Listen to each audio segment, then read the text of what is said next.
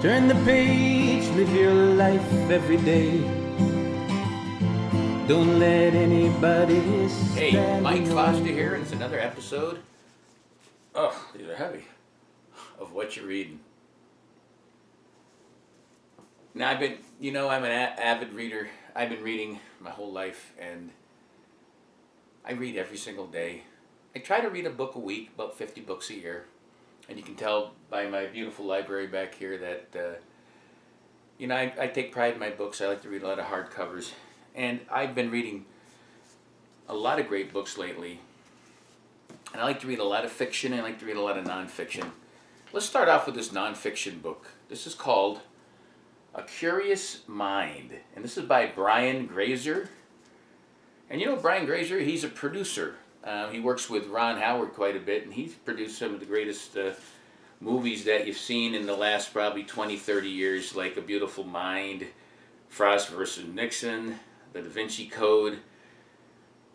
He started off with Splash, quite a few. Apollo 13, Friday Night Lights.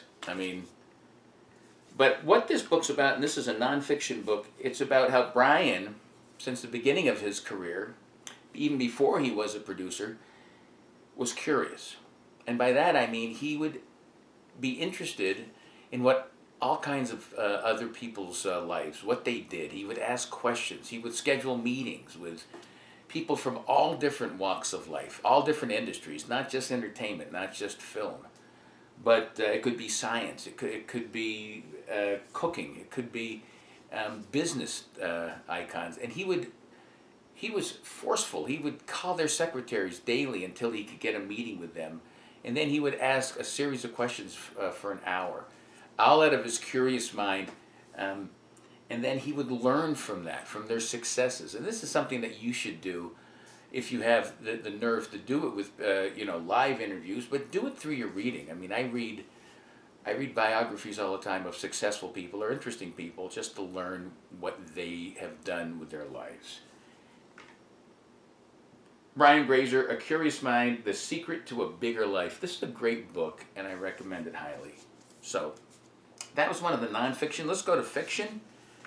All right, Ethan Cannon. If you haven't read Ethan Cannon, you should. This is his latest book called A Doubter's Almanac. And before I get into what this book's about, you got to remember Ethan has been around for a while. He wrote The Emperor of the Air, Blue River, The Palace Thief, for Kings and Planets, Carry Me Across the Water, and America, one of my other favorite books by his. He writes literature. He's a writer. He's a writer's writer because other writers think highly of him. Now this book is about a relationship with a dad who's an alcoholic so badly that he never can stop drinking. And this guy, his father's like a genius. He's really, really smart, and he's very successful to a point of his detriment, which is alcoholism. And no matter what happens, the guy won't stop. But it's more than that. It's not about dependence on alcohol, and it's not about how that ruins your life, but it's about a relationship between the father, the son, and everything around. It's called The Doubter's Almanac. You need to look into it, especially the last several hundred pages where you could see the deterioration of a body, of a mind, but the coming together of a relationship between father and son. It's a heartfelt, wonderful book worth reading. A Doubter's Almanac. Ethan Cannon, check that guy out. One of the best books I've read this year, it's called Voices in the Ocean, A Journey into the Wild and Haunting World of Dolphins. And it's by Susan Casey. And this is a nonfiction book where Susan got to learn about the amazing things about dolphins. And it's not just the little flipper type dolphins. They're called cetaceans, and they include from the dolphin all the way up to the biggest whales. So that entire family are related. And they're considered the most intelligent creatures on the planet. Dolphins have been around for millions of years, and they evolved actually from a land-based animal, evolved into the water, and grew all, the flippers and the blowhole and everything that makes them phenomenal now. They have a brain bigger than a human being. They actually breathe above water, and they just have this ability to go down and stay below for long periods of time. They're very social. They have families. They have all the emotions that human beings have, from anger to laughter to jealousy to anything that we have. Dolphins have, yet they're phenomenally intelligent. And that's the positive part about this book, learning about dolphins. The sad part about this book is how they're abused, how they're used during these sea worlds. They're taken advantage of. They're starved until they perform, and then they're fed. They're kept in terrible conditions. They're hunted because ignorant fishermen and other parts of the world feel that they inhibit their ability to catch fish. Actually, they're good for the environment in those areas.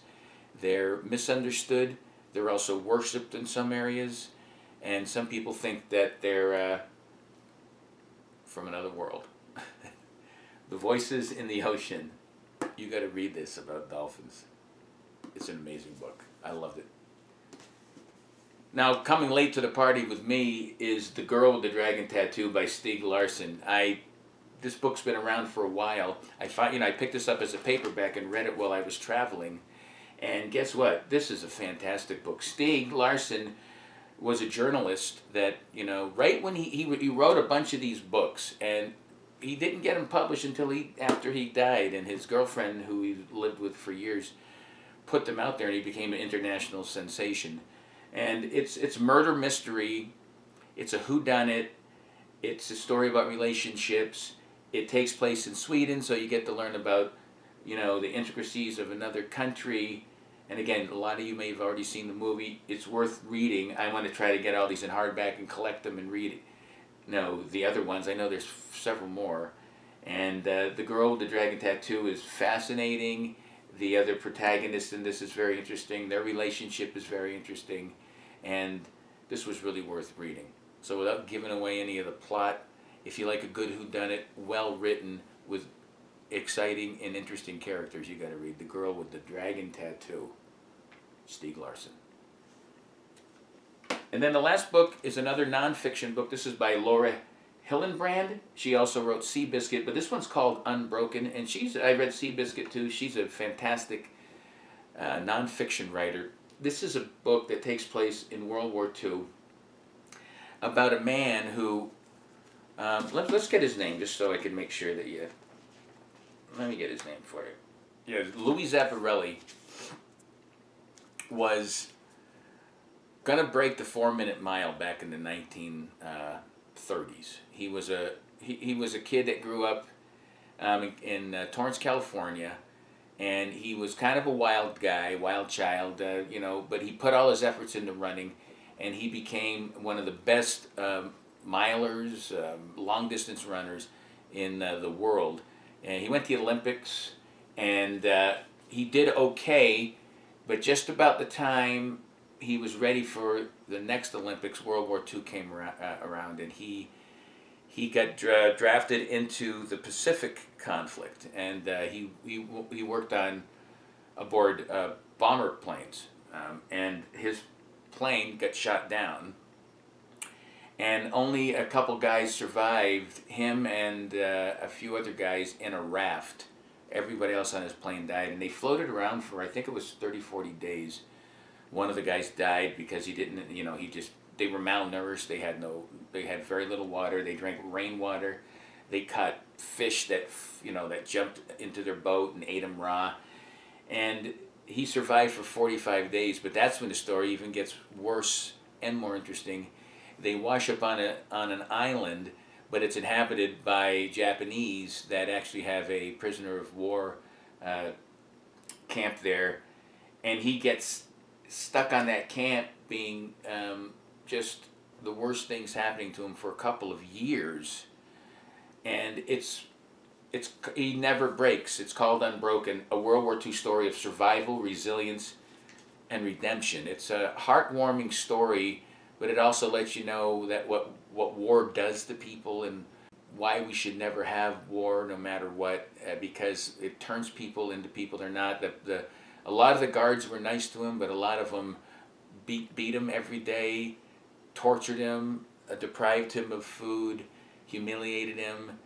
He lost 60, 80 pounds. He almost lost his mind. But when the war ended, he was still alive. The Allies came in. They took over all the prisoner of war camps in the Japanese islands, and they freed these guys, and he finally made it home. And it's worth reading about. He went on to become a great advocate for peace, and he a veteran, and he would make talks throughout his life. And this guy lived into his 90s. A heartwarming story that I think everyone should read. So that's what Mike's reading. These are some great books, guys. And of course, I've read a lot more than this since last time we talked. But what you're reading, why don't you tell me what you're reading? Let me know if you still like this series. I like sharing. And for more videos like this, check out Live Life 365, my YouTube channel by the same name. And keep living Life 365 and keep reading. Until next time, peace. Live life 365.